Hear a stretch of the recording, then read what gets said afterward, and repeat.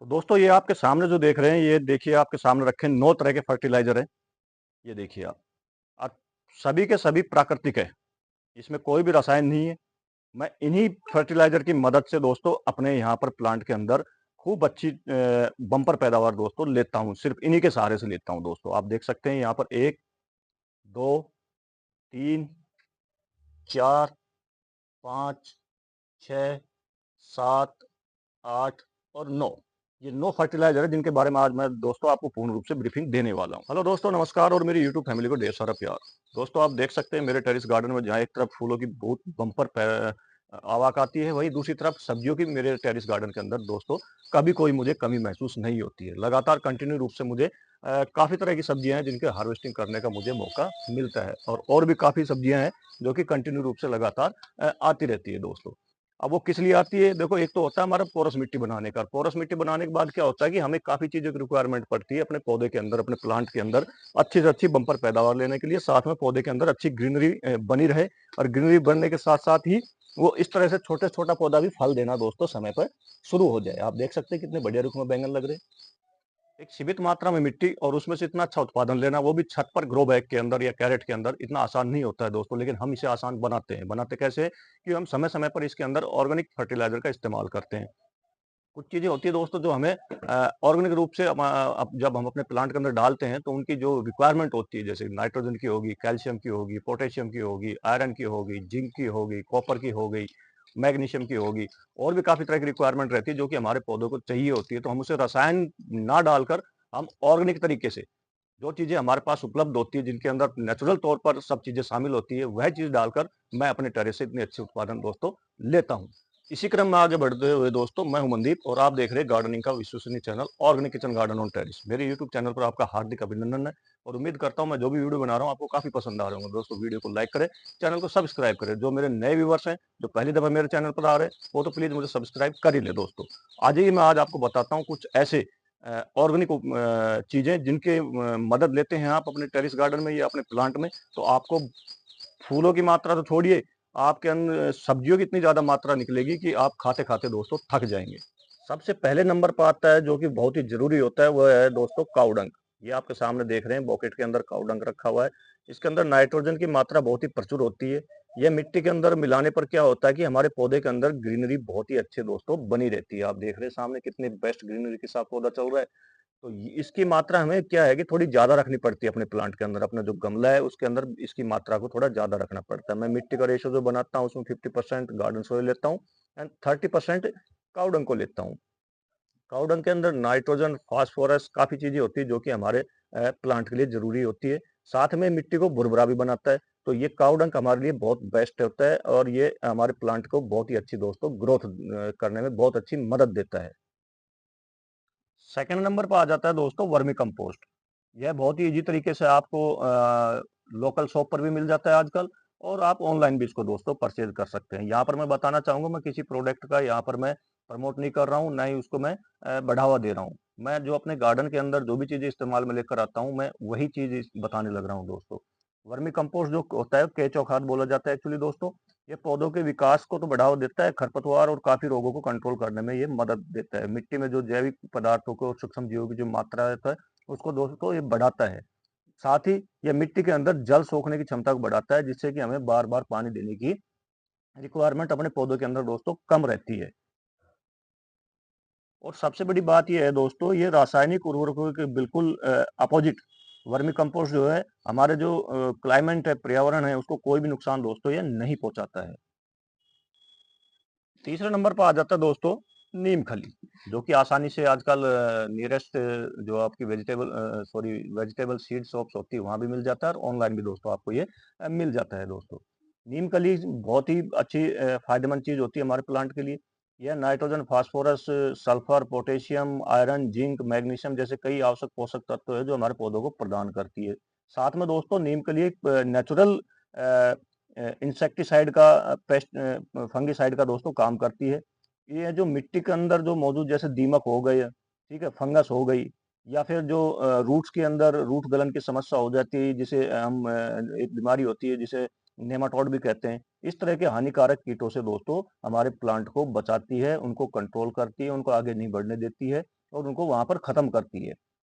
अब यहाँ पर बात आ जाती है कि हम एक प्लांट में कितना इसको अप्लाई कर सकते हैं। आप देख सकते हैं यहाँ पर जैसे 12 बाई 12 का ग्रो बैग आपके सामने है और इसमें बैंगन का प्लांट लगा हुआ है। तो हमें इसके अंदर अप्रोक्सीमेटली 50 ग्राम के करीब, 50 ग्राम कितनी हो जाती है?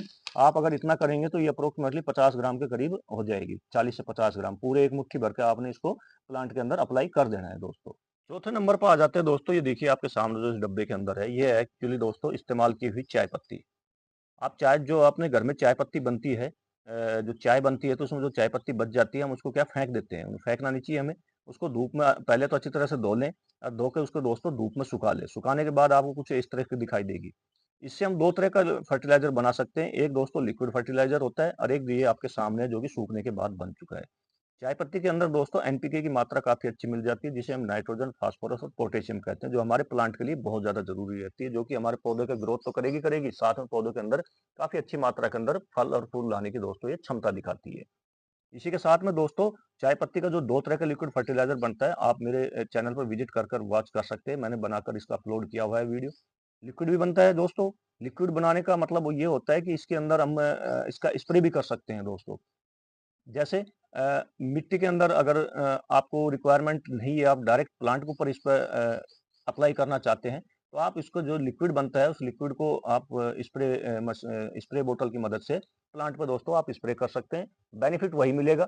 साथ में हम रूट्स के अंदर क्यों डालते हैं इसको, कि रूट्स के अंदर दोस्तों ये कई तरह के जो हमारे रूट्स को नुकसान पहुँचाने वाले जो कीड़े होते हैं, उनको ये दोस्तों कंट्रोल करने की क्षमता रखता है दोस्तों। पांचवा जो हमारा ऑर्गेनिक फर्टिलाइजर है जिन्हें मैं अपने प्लांट के अंदर अप्लाई करता हूं दोस्तों, वो है आपके सामने ही है, देखो सरसों खली। इसे हम दो तरीके से यूज में लेते हैं दोस्तों। ये देखिए, सबसे पहले तो ये है, आप देख सकते हैं ये पाउडर नुमा है। और दूसरा होता है दोस्तों इसको भिगो के इस्तेमाल में लेना। दोनों तरीके से ये काम अपना वही करती है।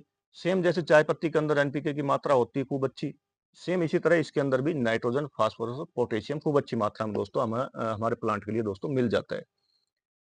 इसका हम इस्तेमाल डायरेक्ट रूट्स के अंदर भी डाल के कर सकते हैं दोस्तों। और साथ में जो हम लिक्विड फर्टिलाइजर बनाते हैं, वो भी दोस्तों हम डायरेक्ट रूट्स के अंदर डालकर ही करते हैं। इसका इस्तेमाल हम स्प्रे के द्वारा पौधे के ऊपर नहीं कर सकते हैं, ठीक है। रूट्स पे डालने के लिए दोनों तरीके इसके बेस्ट होते हैं। जब हम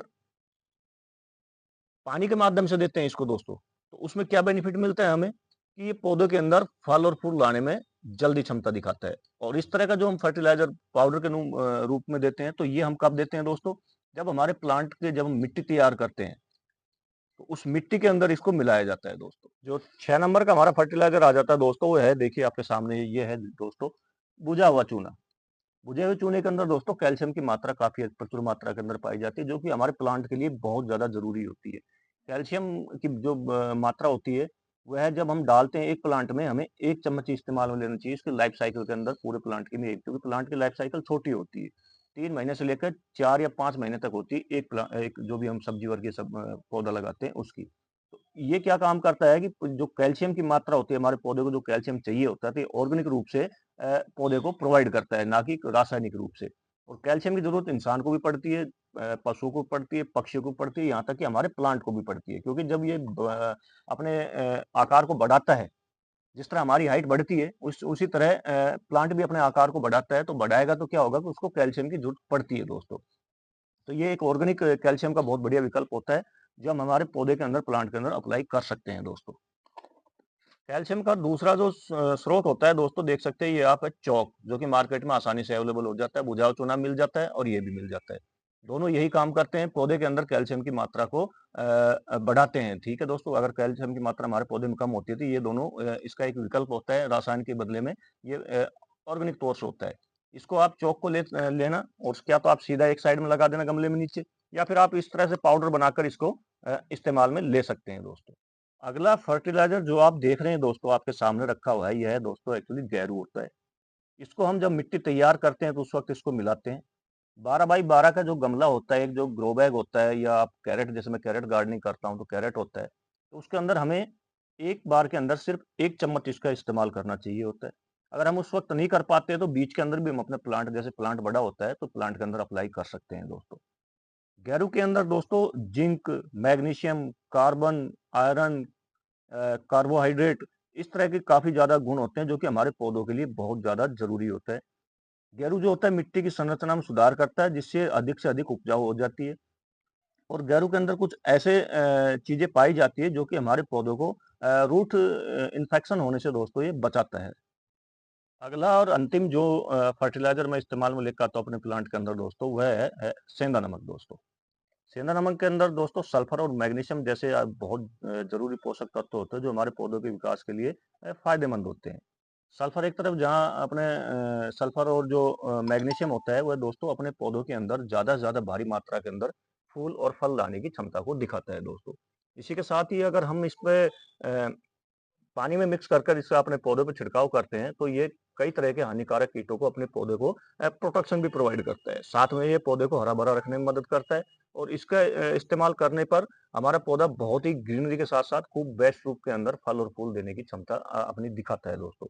हम इसे स्टार्टिंग में मिट्टी बनाने में भी इस्तेमाल में ले सकते हैं या फिर हम बीच-बीच में इसका इस्तेमाल अपने प्लांट पर 1 या ज़्यादा से ज़्यादा 2 बार कर सकते हैं दोस्तों। दोस्तों, आप भी इस तरह से ये जो मैं 9 तरह के फर्टिलाइज़र अपने प्लांट के अंदर अप्लाई करता हूँ, अपने पौधों में जो अप्लाई करता हूँ और खूब अच्छे रूप के अंदर, बेस्ट रूप के अंदर अपने पौधों से खूब अच्छी उत्पादन या उनका प्रोडक्शन खूब अच्छे रूप के अंदर दोस्तों कंटिन्यू रूप से लेता रहता हूँ। तो उम्मीद करता हूँ दोस्तों वीडियो आपको काफ़ी पसंद आएगा।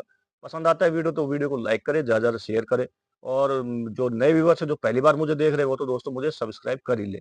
मिलते हैं नए वीडियो में नई जानकारी के साथ, तब तक के लिए आपको जय हिंद, जय भारत दोस्तों।